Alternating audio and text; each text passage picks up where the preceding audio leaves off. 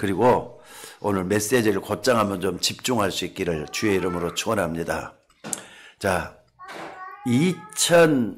2024년 전에 무슨 일이 일어났죠? 2024년 전에 옛날에는 기원 전이라 그랬어요.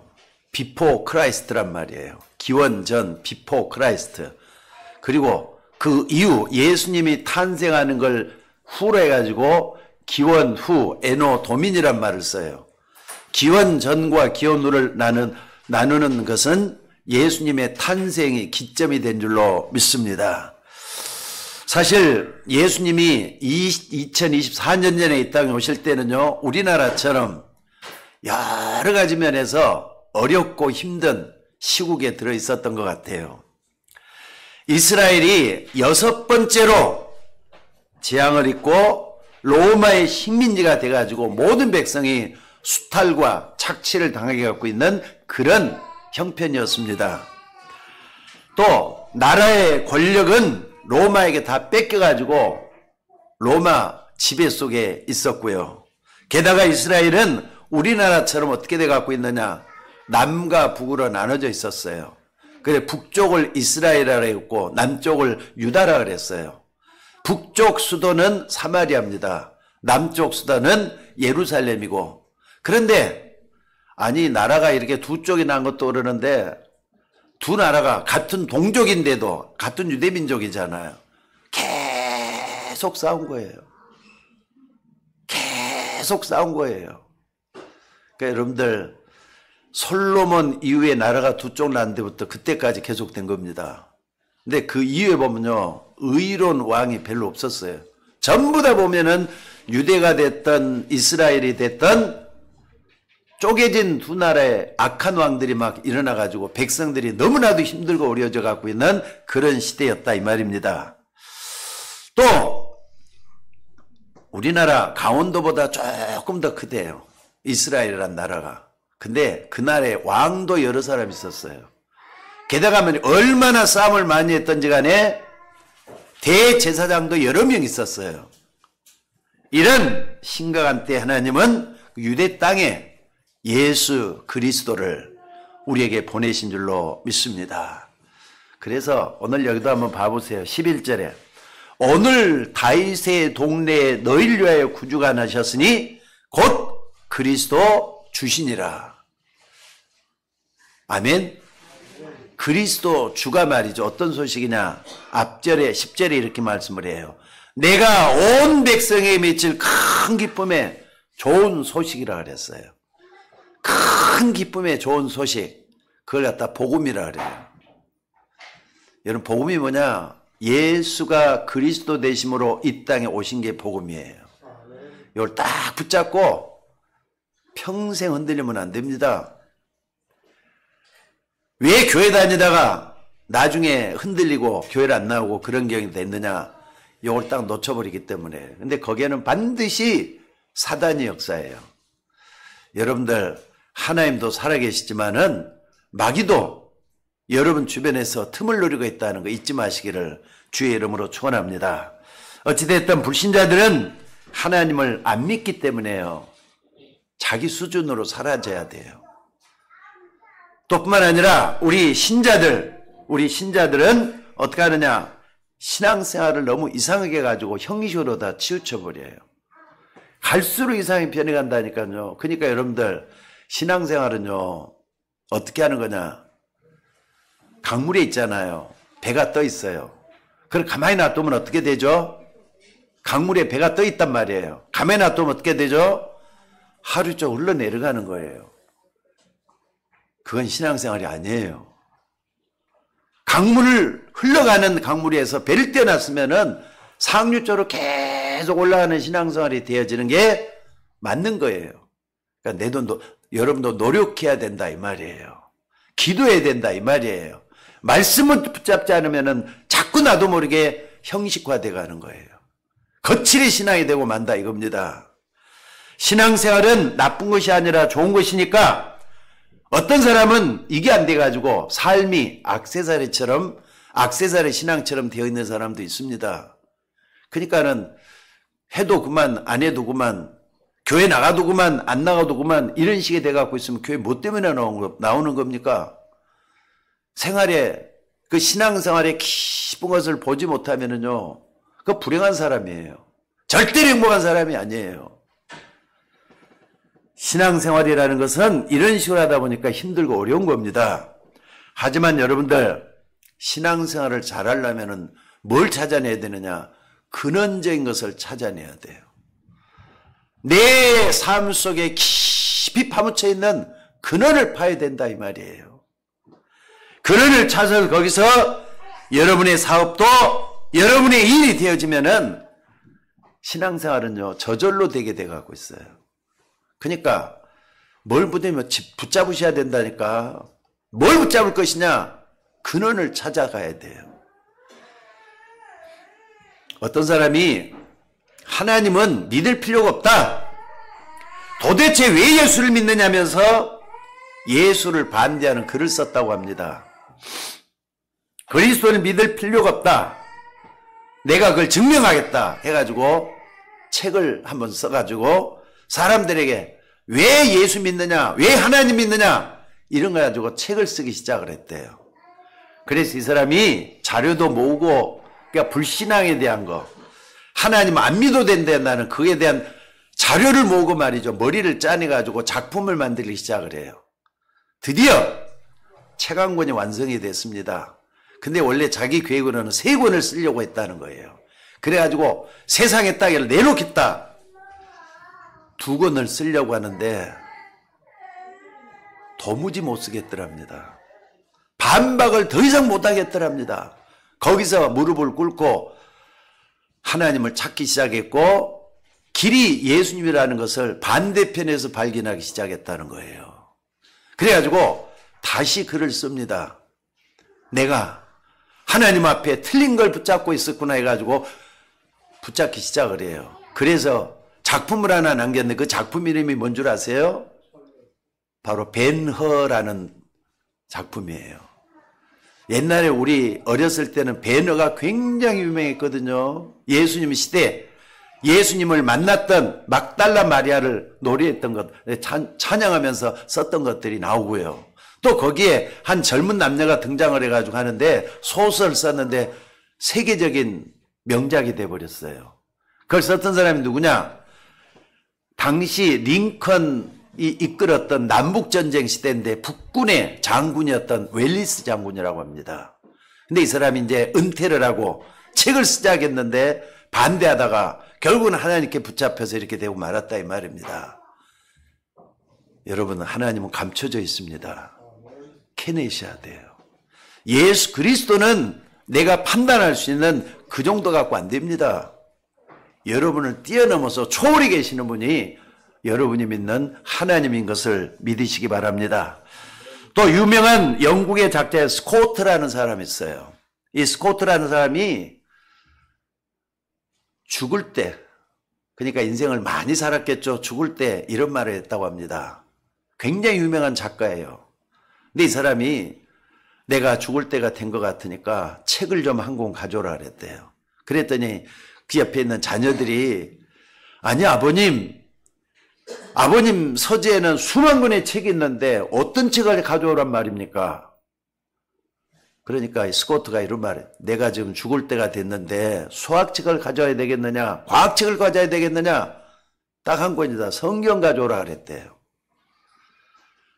그래서 성경을 갖다 줬더니 이분이 뭐라 그랬느냐 거기서 아주 자기가 자기 인생을 지탱해왔던 하나님의 말씀을 지적하면서 너희들도 말씀의 비밀을 캐봐라 이렇게 하면서 그 자기가 썼던 그 성경을 유물로 남기고 또 자기가 붙잡았던 말씀들을 유언으로 남기면서 하나님 앞에 갔다 이런 에피소드가 있습니다. 여러분 이 땅에 그리스도께서 아기 예수로 오셨을 때는 주변의 목자들도 봤고요. 동방 박사들이 참 멀리 아마 시리아 땅인 것 같아요.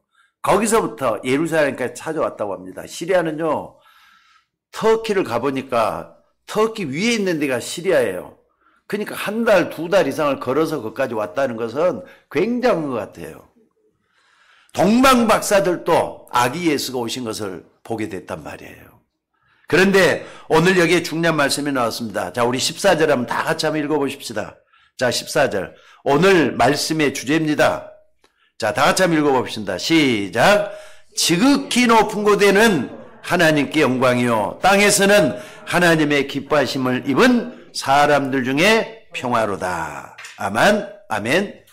신앙생활에서 가장 중요한 게 뭐냐? 하나님을 기쁘게 하는 거예요. 여러분들 한 해 동안 하나님을 기쁘게 하면서 살아왔습니까? 근데 오늘요 말씀은요 천사들이 예수님이 아기 예수로 오신 것을 찬양하면서 지극히 높은 곳에는 하나님께 영광이라 그랬어요. 그리고 땅에서는 하나님의 기뻐하신 사람들 중에 평화다 이렇게 말씀을 했습니다. 여러분들 신앙생활에 가장 중요한 게 하나님께 영광입니다. 그리고 우리 인간에는 뭡니까? 편안하게 걱정 근심 없이 평안 속에 들어가는 거잖아요. 그 얘기를 하고 있는 거예요.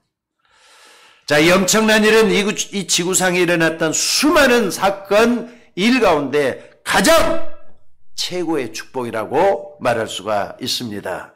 오늘 여러분들 여러분의 삶을 통해서 하나님께는 영광이요 땅에는 정말로 하나님이 기뻐하는 사람들 중에 평화가 넘치는 그런 축복이 일어나져야 될 줄로 믿습니다.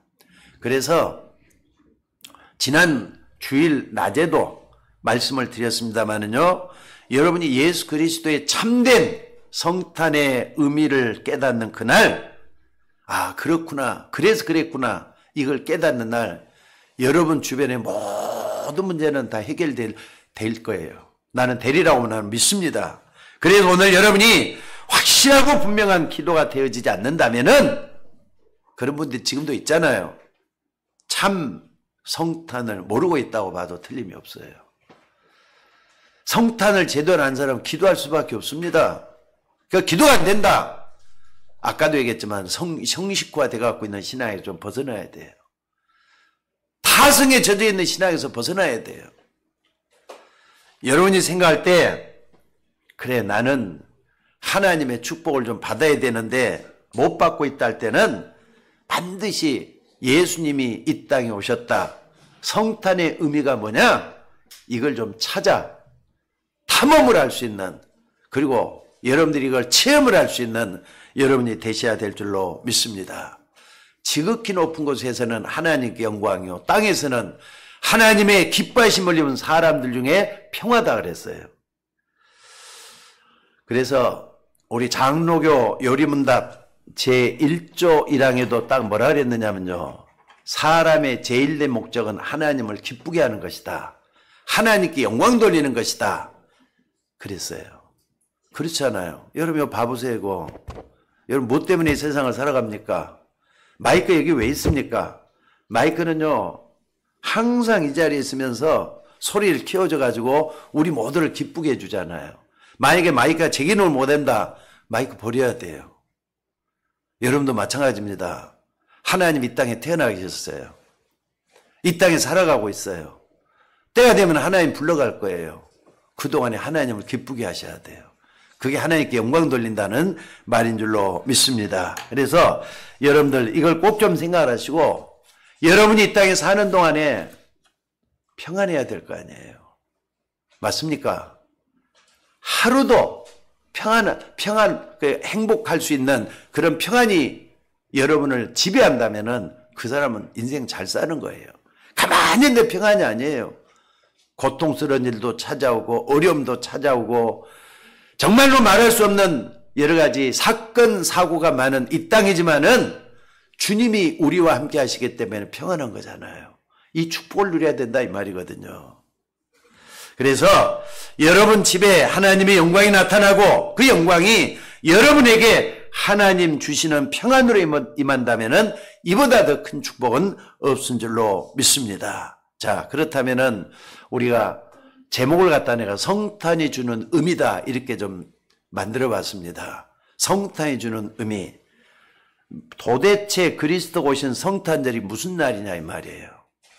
자, 여러분들이 나이만큼 성탄절을 맞이했을 겁니다. 여러분 나이만큼. 근데 어떤 때는 성탄절에도 이거 전혀 상관없이 내 생활에 빠져가지고 있는 사람들이 대부분이었을 거예요. 그러다가 어느 날 하나님은 여러분을 부르셨어요. 너희가 나를 택한 게 아니다. 내가 너희를 택하여 세웠다 그랬어요. 그러니까 하나님이 쓰시기 원해서 여러분을 부르시는 거예요. 이거 잊지 마시기 바랍니다. 그래서 성탄절이 주는 의미가 뭐냐? 굉장히 중요해요. 첫째는 뭐냐면요. 모든 내 주변에 그리고 나에게는 흑암이 무너지는 날이 성탄절이에요. 그게 시작되는 날이 성탄절이에요. 마태복음 기록에 보면은요, 이 예수님이 오신 것을 사복음서는 다 기록하고 있거든요. 마태, 마가, 누가, 요한에 다 기록하고 있는데 마태복음에 제일 먼저 나오는 게 뭐가 나옵니까? 동방박사 얘기가 딱 나와요. 마태복음에 보면은. 그런데 별을 연구하는 유명한 박사들이 하늘에 뜬 여러 종류의 별을 연구하잖아요. 그 중에 좀 특이한 별을 발견했던 것 같습니다. 근데 그 특이한 별이 자꾸 점성술사니까 점성학자들이니까 별을 보면서 기륭을 점하는 그런 일이 있었던 것 같아요. 그러니까 이 사람이 정말 예사롭지 않는 굉장한 인물이 날 만한 뜨는 별이다 싶어서 이 동방박사들이 별의 이동 경로를 따라서 예루살렘까지 왔다 이 말이에요. 예루살렘 베들레헴까지 왔다 이 말이에요. 그런데 제일 먼저 누굴 찾아갔느냐? 그 지역의 왕을 찾아간 겁니다. 그때 왕이 헤로당이잖아요. 헤로당을 찾아갔어요. 그래갖고 뭐라 그랬느냐? 이 마을에 세계적인 인물이 날 것 같은 별을 내가 우리들이 보고 왔다. 그 별이 어디쯤 되느냐 물어봤대요. 그러니까 이 헤로당이 딱 그 말 듣자마자 어떻게 하느냐? 아니 기뻐해야 되잖아요. 아 그래? 우리 마을에 세계적인 왕이 온다. 근데 말이죠. 이 왕이 울분이 터졌단 말이에요. 왜 울면 아니 내가 왕인데 또 다른 왕이 나온다는 게 무슨 말이냐. 그러면은 하면서 이제 이 박사들을 구슬려 가지고 당신들이 어디에 있다는 걸 알게 되거들랑 나에게도 좀 알려달라. 이렇게 해가지고는 박사들을 먼저 가게 했단 말이에요. 별을 따라서 계속 가는 거예요. 이 동방박사들이 별이 머무는 곳을 따라가다 보니까 아기 예수가 어느 마국간에 있었던 거예요. 신기하죠? 마국간, 말구육간, 그러니까 말 먹이통 있잖아요. 거기에 누워져 있었던 거예요. 그때 추운 겨울이었는데다가 예수님 누일 자리가 없어. 우리 찬양 부를 때 여러 가지 주 예수 그리스도 누울 자리 없어 노래 부르잖아요. 말구육간에 그대로 직접 태어났단 말이에요. 동방박사 세 사람이 거기에다가 황금과 유향과 몰약을 예물로 드리면서 하나님을 찬양했다 그랬습니다. 근데 이 세 가지 예물이 너무나도 이상해요. 황금은 뭘 상징하느냐? 왕을 상징하는 거거든요. 유향은 특이한 향을 내뿜으면서 뭘 얘기하느냐? 제사 드릴 때 쓰는 거예요. 또 뿐만 아니라 몰약은 사람이 죽었을 때 썩지 말라고 바르는 약재입니다. 뭘 의미하는 겁니까? 왕, 제사장, 그리고 선지자를 예표하는 그런 부분이잖아요. 너무 신기하지 않나요? 하나님이 이들에게 가르쳐 주지도 않았을 텐데 그걸 딱 선물로 내놨단 말이에요. 동방박사들이 이걸 이제 아기 예수께 경배하고 돌아가려고 하는데 또 꿈에 천사들이 나타나가지고 헤로당이 가지 말라. 돌아서 가도록 하게 만들었어요. 그러니까 이제 그 다음 일이 어떤 일이 벌어졌다고 했습니까? 그 다음에 어떤 일, 무서운 일이 벌어졌어요. 헤로디 말이죠. 동방박사들이 와가지고 예수님 있는 것을 알려달라고 했는데 그냥 안 알리고 가버렸단 말이에요. 그러니까는 헤로당이 일어나서 말이죠. 밑에 또 뭐 하느냐. 지금 2살 이하의 아이들은 전부 다 죽이라는 거예요. 사륙 현장이 펼쳐지는 겁니다. 이것은 실제로 일어난 끔찍한 일이기도 합니다. 그래서 오늘 우리가 첫 번째로 기도할 게 뭐냐? 흑암 세력이 발아가는 일이 벌어졌단 말이에요. 흑암 세력, 옛뱀, 곧 마귀라고도 하고 사단이라는 온천을 깨는 자라 그랬어요. 여러분, 지난주에도 말씀을 드렸지만은요, 예수님이 오신 이 성탄절은 흑암하고도 깊은 관련이 있다는 거 잊지 마셔야 돼요. 우리가 흑암 세력, 마귀 사단을 막연하게 그냥 건성건성 그렇게 받아들일 게 아니에요. 이거 아는 사람은 인생을 헛살지 않습니다. 마귀라는 존재 분명히 알고 있어져야 돼요. 그리고 예수 그리스도 나에게 어떤 의미를 주고 있는가 확인하셔야 돼요. 여러분들, 이 부분 굉장히 중요하다는 거 잊지 마시기 바랍니다. 그러니까 참 성탄이 임하니까 마귀가 발악을 했다 이 말이에요. 여러분이 진짜 복음을 붙잡는 순간에 흑암 세력은 반드시 무너지게 돼 있어요. 믿으시기를 주의 이름으로 축원합니다. 그러니까 그냥 거짓으로 듣지 마시고요. 여러분의 양심과 진실을 가지고 예수 그리스도를 바라보실 수 있기를 주의 이름으로 축원합니다. 아니, 갓난아기를 그렇게도 무참하게 2살 아이들은 다 죽여버렸다. 무서운 일 아니에요? 이건 지금도 똑같아요. 한 번도 빠짐없이 영원하신 그리스도를 증거하면은 이상한 단체들이 일어나고 발악을 하면서 대들었던 것이 역사의 증명이 돼가고 있어요. 오늘 여러분이 정말 진짜 언약을 좀 붙잡기를 주의 이름으로 축원합니다.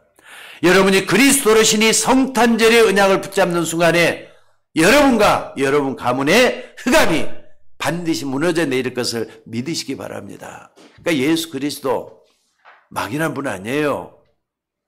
잠깐의 불약을 우리는 두려워서도 안 돼요. 막 불약을 했는데 어떻게 했는 줄 아세요? 한번 봐보세요. 이제 예수님이 승천하셨어요. 베드로가 성전 미문에 앉아있는 안진뱅이를, 그것도 40년 동안이나 한 번도 일어나 본 적이 없는 안진뱅이를 이렇게 세웠어요. 얼마나 귀한 일입니까? 근데 예수 그리스도 이름으로 전했다고 유대인들이 나타나고 뭐라 하느냐? 아니, 그리스도 이름으로 말하지 말라고 했는데 말했다 하면서 말이죠. 베드로를 법정에다 세웠잖아요. 유대인들이 그런 사람이었어요.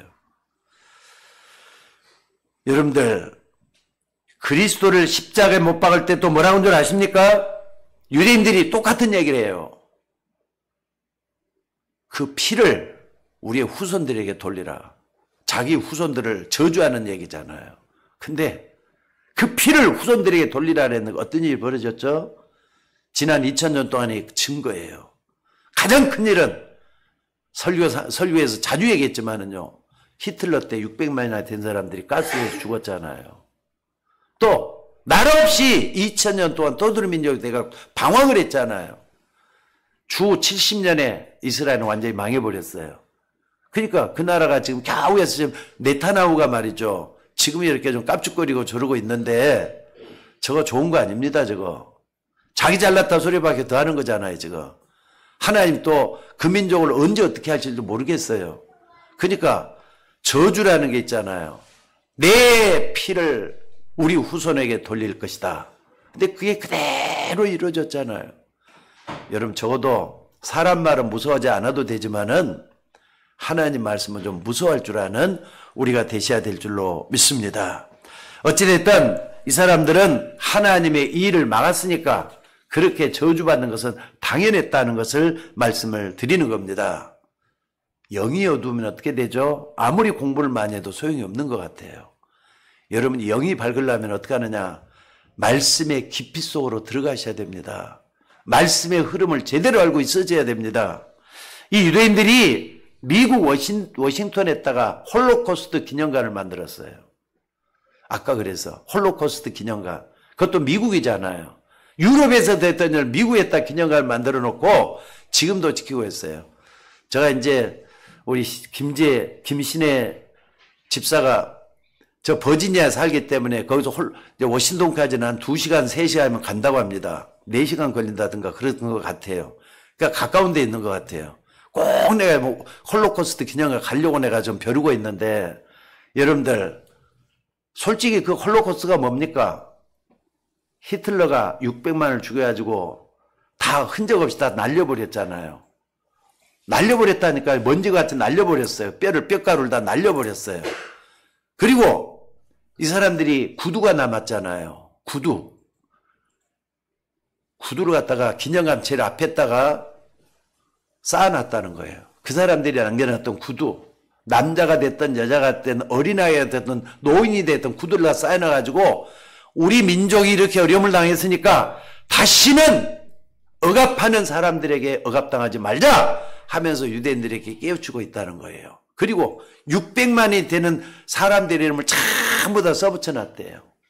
그러면서 유대인들에게 경종을 울리게 만들어놨다는 겁니다. 그런데 여러분들 그게 뭐겠습니까? 우리 민족이 이렇게 저주받았다는 걸 보여주는 거잖아요. 여러분들 우리 당대로만 끝나는 것이 아니라 우리 선조들이 지금 영향을 주고 있고 내가 또 우리 후대까지 영향을 주고 있다는 거 잊지 마셔야 돼요. 그런데 여러분 유대인들은 그런데도 불구하고 깨닫지 못해요.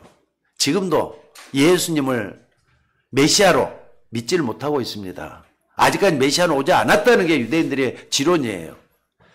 여러분들 우리는 눈에 안 보이는 흑암 세력의 발악을 볼 수 있어져야 돼요. 눈에 안 보이는 역사를 볼 수 있어야 된다 이 말이에요. 그때 베드로가 한 말이 뭡니까? 법정에서 한 말이 천하인간의 구원 얻을 만한 다른 이름을 우리에게 주신 적이 없다. 베드로는 예수님을 3번씩이나 부인했던 사람이잖아요.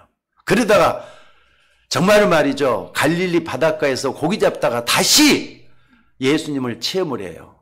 요한의 아들 시몬아, 내가 나를 사랑하느냐? 3번씩이나 묻는 질문 앞에서 주여 그러하여다. 그랬더니 예수님이 하는 말, 내 양을 먹이라. 내 양을 치라. 3번씩이나 똑같은 말로 해요. 그래서 말이죠. 다시 이렇게 사도로 부르심을 받고 이제는 나중에는 베드로가 어떻게 죽었다 그러죠? 거꾸로 매달려 죽었다잖아요. 근데 그 전에 법정에서 천하인간의 구원을 만한 다른 이름을 우리에게 주신 적이 없다. 이런 말씀을 했다 이 말입니다. 베드로 한 명 때문에 모든 유다의 흑암 세력이 다 무너진 거였어요. 그것도 말이죠. 안진뱅이를 이렇게 했다는 것 때문에 법정에 갔다 그랬죠. 근데 그런 일이 어떻게 이루어지느냐고요. 하나님 주신 최고의 언약을 안 믿으면은 구원도 못 받지만은요, 찾아오는 자기에게 찾아오는 영적 문제 해결 못 해요. 그건 여러분도 마찬가지입니다.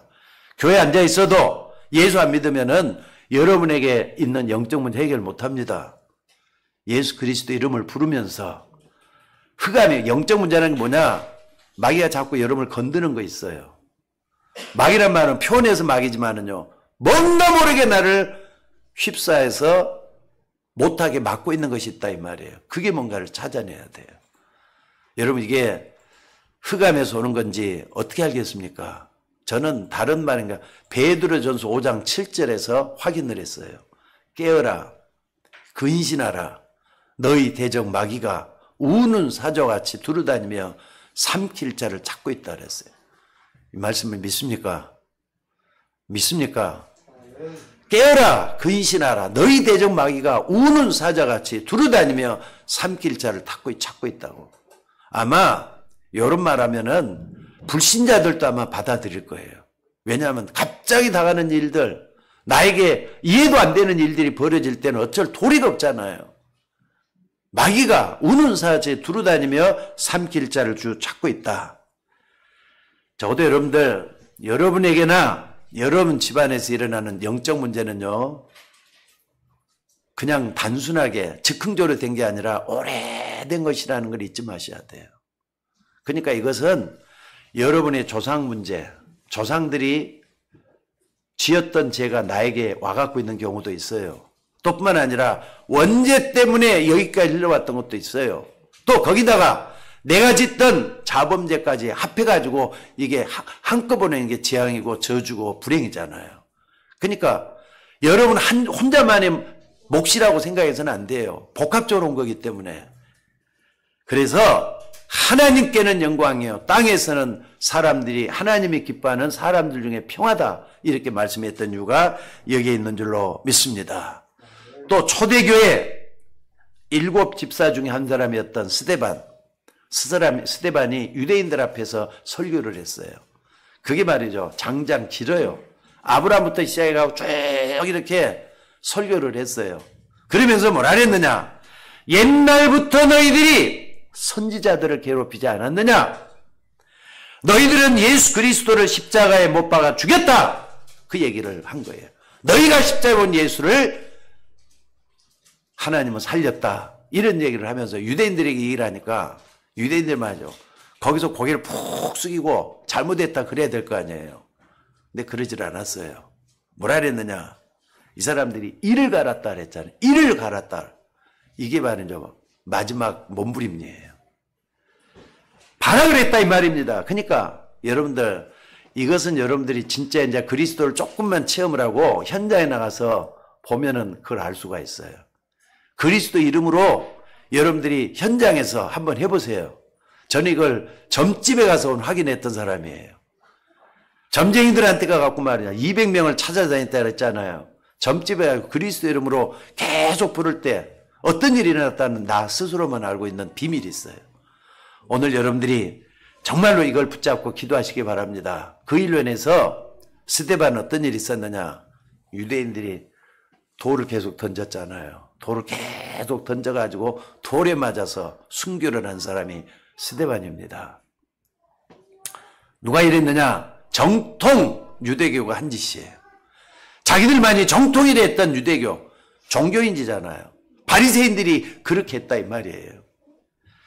이상한 것은요. 시대마다 멸망당할 때 그리스도 복음 얘기가 나오면은 정통교회가 다 발악을 했어요.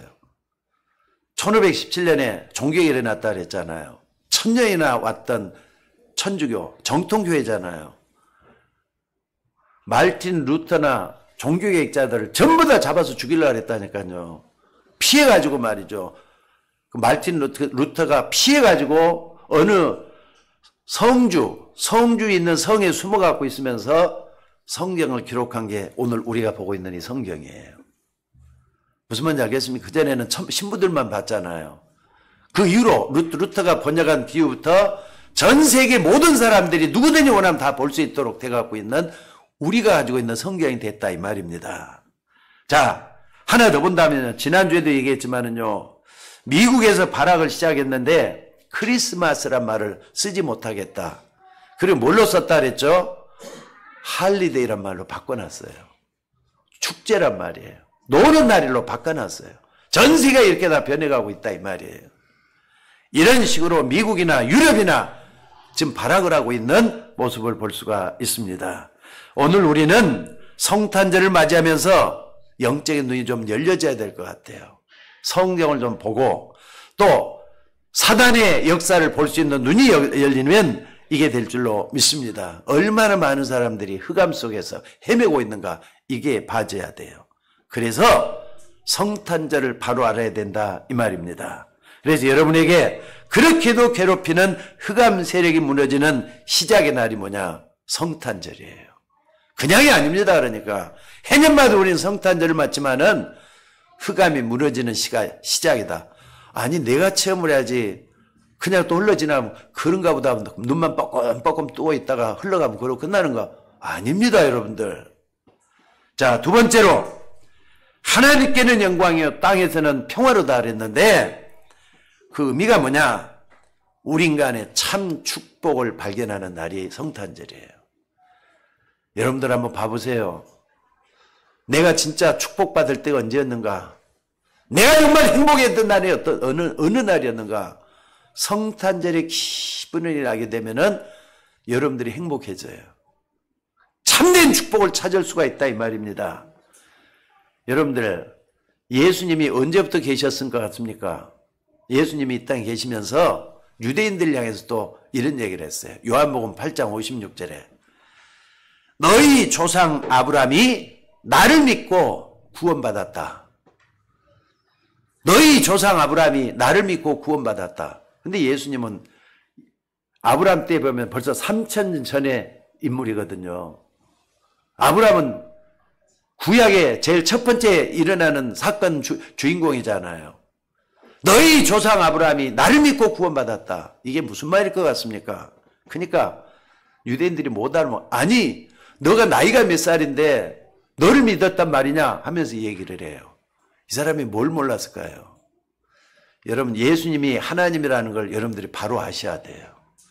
하나님을 모르면 이 말 절대로 이해 못합니다. 그래서 하나님이라는 것을 증거하기 위해서 요한복음이 있는 겁니다. 요한복음 1장 1절에 분명히 얘기했잖아요. 말씀이 계셨다. 근데 그 말씀이 하나님이다. 그게 요한복음 1장 1절이에요. 태초에 말씀이 계시니라. 이 말씀이 하나님께 함께 계셨으니 이 말씀이 곧 하나님이시다. 그리고 그 안에 생명이 있었는데 이 생명이 사람들의 빛이다. 이 빛이 왔는데 사람들이 영접지 않았다. 영접하는 자고 그 이름을 믿는 자들에게는 하나님의 자녀가 되는 권세를 주었다. 그러니까 우리는 예수 믿는다 할 때 뭡니까? 창조의 빛, 생명의 빛을 내 마음속에 받아들이는 게 영접이에요. 여러분들 빛은 어둠을 다 이길 수 있잖아요. 믿습니까? 그러니까 어둠들에 속지 말고 내게 있는 어둠들을 그리스도의 빛으로 이길 생각을 하시라 이 말이에요. 그러면은 여러분이 행복해져요. 여러분이 축복이 나타나지는 줄로 믿습니다. 그래서 아브라함이 언제부터 진짜 응답이 찾아온 줄 압니까? 창세기 22장에 딱 보면은요, 하나님이 아브라함을 시험하기 위해서 내 독자 이상을 번제물로 드리라 할 때 그때였어요. 근데 그때는 이제 아브라함의 신앙이 다 성숙했을 때 아닙니까? 성숙해가지고 하나님이 원하는 대로 하나님이 시키는 대로 다 그렇게 했단 말이에요. 독자 이상을 죽여가지고 자기 아들을 죽여서 번제물로 바치겠다. 이런 믿음의 헌신이 준비가 되고 있을 때입니다. 근데 막상 죽이려고 딱 하는데 멈춰라 하는 사건이 일어나잖아요. 그래가지고 딱 봤더니 뭡니까? 수풀에 걸려있는 순양을 딱 하나님이 준비해놨어요. 순양을 준비해놨어요. 그래서 순양 가지고 예배를 드렸다 이 말이에요. 그게 뭘 의미하는 겁니까? 여러분, 저와 여러분들은 이삭처럼 다 죽어야 돼요. 하나님은 이삭을 원했던 것처럼 공의의 하나님이기 때문에 사람들은 다 죽어야 된다고요. 이걸 잘 이해를 하셔야 돼요. 인간은 하나님을 떠나있기 때문에 다 죽는 겁니다. 근데 우리를 살리기 위해서 예수 그리스도를 우리에게 준비해 놓으신 하나님이잖아요. 여러분, 예수 그리스도 그냥 된 게 아니에요. 구약시대는 그 메시아가 올 거라는 걸 계속 예언했잖아요. 우리는 이거 몰랐잖아요. 성경에 이게 있었는데도 몰랐어요. 안 봤으니까. 관심이 없으니까 몰랐어요. 근데 예수님은 내 대신에, 나 대신에 순양 대신 예수 그리스도를 준비해가지고 다 이뤘다. 다 끝냈단 말이에요. 그래가지고 우리를 순양 대신 예수 그리스도 준비해놓고 믿기만 하면 살게 만들어놨어요. 여러분들, 아브라함 그걸 딱 깨닫고 난 그때부터 복이 임했어요. 참 축복이 임했다 이 말입니다. 어떤 복입니까? 내 이름을 창대하게 하겠다. 여러분의 이름을 창대하게 만들겠다. 똑같아요. 또 내가 대적의 문을 얻으리라. 흑암새를 다 꺾어버리겠다 이 말이거든요. 또 너로 말미암아 열방이 복을 받게 하겠다. 아브라함 한 사람 믿음의 조상이 됐죠. 이런 복이 다 찾아온 겁니다. 오늘 여러분들 솔직히 말해서 생각을 한번 해봅시다. 여러분들 다 인생을 한번 살다 갈 건데 있으나 마나한 사람 되셔야 되겠습니까? 하나님 앞에 쓰임받다 가셔야지. 맞으면 아멘 하셔요. 맞습니까? 하나님 앞에 한 번은 쓰임받다 가셔야지. 그렇다면 여러분의 가치 있는 존재를 만드셔야 돼요. 여러분의 가치는 하나님이 만들어주신 그 축복 안에서 가치가 드러나는 겁니다. 하나님은 그렇게 살기를 원한다는 거 잊지 마시기 바랍니다. 또 출애굽기 3장 18절에 모세와 이스라엘 백성들이 피 언약을 붙잡는 순간부터 해방되게 나오기 시작을 했어요. 예수 그리스도의 피의 비밀을 아셔야 돼요. 여러분들 항상 강단에서는 예수님의 피를 그렇게도 강조를 많이 해왔습니다. 무엇 때문에 그 피 흘리심을 그렇게 강조했느냐? 피 흘림이 없은 적 사함이 없다 그랬거든요. 예수 그리스도가 십자가에 피를 흘리지 않았다면은 저 여러분도 용서받지 못했을 거예요. 근데 그 피가 어떤 피입니까? 죄가 전혀 없는 아담의 피가 아니라, 아담의 후손으로 나온 피가 아니라 여인의 후손의 피이기 때문에 우리를 구원할 수가 있는 거예요. 요 정말 이해하셔야 돼요. 여인의 후손의 피. 그것은 뭡니까? 그래서 동정녀 마리에게서 탄생하신 예수 그리스도입니다. 우리는 그분을 구세주라고 부르는 거예요. 자, 근데 여러분들이 왜 자꾸 예수 믿으면서 이 복음의 핵심을 딱 놓쳐버리니까 어떻게 되느냐? 믿음이 자꾸 희미해져요. 예수님에 대한 믿음이 자꾸 약해져 버려요. 근데 복음이 희미해질수록 어떤 일이 벌어지느냐? 재앙이 몰려와요. 잊지 마셔야 돼요. 어느 날 갑자기 이런 것들이 몰려와요. 그러니까 한 번 죽는 것은 하늘이 정한 일로 그냥 심판이 있다 그랬죠. 그러니까 여러분들이 딱 이걸 딱 붙잡고 뭐 해야 되느냐? 하나님 앞에 서 있는 여러분이 되셔야 될 줄로 믿습니다. 아무리 여러분들이 교회를 다녀도 문제가 올 수밖에 없고 재앙이 몰려온다는 거 잊지 마시기 바랍니다. 그래서 여러분들 이 지구상에는 예수님이 재림할 때까지 문제가 끊일 날이 없을 거예요. 그리고 재앙이 쏟아질 수밖에 없을 거예요. 여러분 한번 좀 여쭤볼게요. 여러분이 살고 있는 세상을 보니까 얼마나 살기 좋은 세상입니까? 이제는 뭐 인터넷도 뭐 그냥 뭐 유튜브라든지 얼마나 좋은 것들이 많은지 몰라. 근데 앞으로 세상이 점점 더 힘들어질 것 같아요? 아니면은 편한 세상 될 것 같아요? 좋은 세상 될 것 같아요? 예? 대답을 한번 해보세요. 갈수록 힘들어져요. 갈수록 어려워져요. 그래서 자살하는 사람들도 어려운 사람들도 계속 늘어갈 수밖에 없는 그런 세상 우리가 살아갈 겁니다. 근데 여러분들 하나님의 자녀들에게는 피할 길 여주시는 하나님인 걸 믿으시기 바랍니다. 하나님은 하나님의 자녀를 돌보시고 인도하시고 끝까지 책임지신다는 거 잊지 마시기 바랍니다. 그래서 여러분들 아무리 세상이 어려도 하나님은 우리를 통해서 영광 받기를 원하셔요. 하나님은 영광을 뺏기지 않습니다. 그래서 말이죠. 하나님 권위를 나타내시길 원해요. 하나님 자신을 나타내기를 원해요. 그래서 어떻습니까? 하나님 자신을 나타내기 위해서 때로는 말이죠. 무자비하게도 재앙을 쏟아부어요. 전쟁을 막 일으켜요. 아마 몇 년 후가 딱 되면은요. 우크라이나 러시아 전쟁 있잖아요.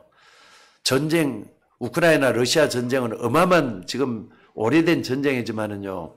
2차 대전 이후에 이런 큰 전쟁이 처음이거든요. 근데 이런 전쟁으로 인해 갖고 우리에게 가르쳐주는 교훈이 클 거라고 다들 얘기를 해요. 또 뿐만 아니라 코로나. 옛날에 이렇게 코로나가 길게 간 적도 없었잖아요. 옛날부터 이런 게 다 있었어요. 근데 이번처럼 긴 적도 없었어요. 또 변화가 많이 돼가지고 사람들이 갈수록 혼탁하고 혼미스럽고 이상하게 변해져 갖고 있어요.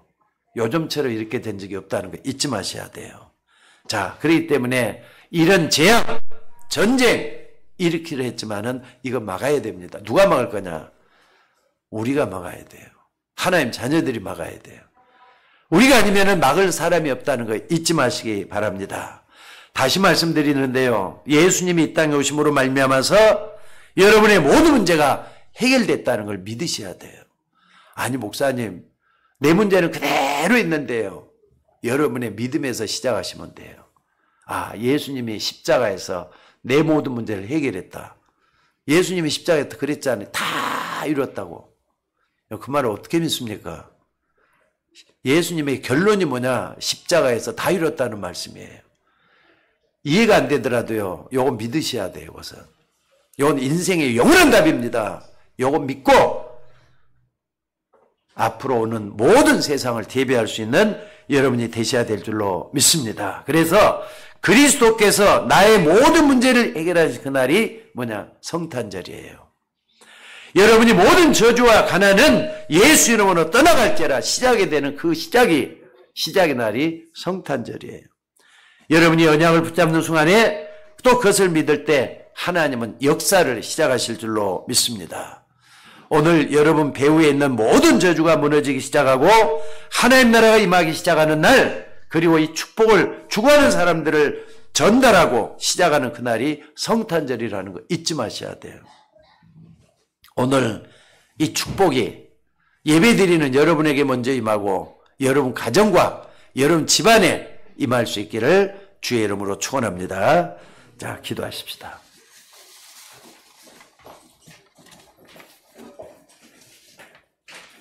은혜가 풍성하신 아버지 하나님, 우리는 부족하고 연약하지만은 그리스도 예수님을 알고 영접하고 믿게 하시니 감사를 드립니다. 어떤 형편에 있든지 간에 예수님을 나의 구주, 나의 하나님으로 고백하는 주의 종들이 하나님의 복을 누리게 하옵소서. 한 해가 다가고 성탄절을 맞이하면서 우리가 예배드리는 이날에 하나님의 성령께서 우리의 모든 걸 찾아오셔서 인도해 주시고 붙잡아 주시기를 아버지 원하옵고 기도드리옵나이다.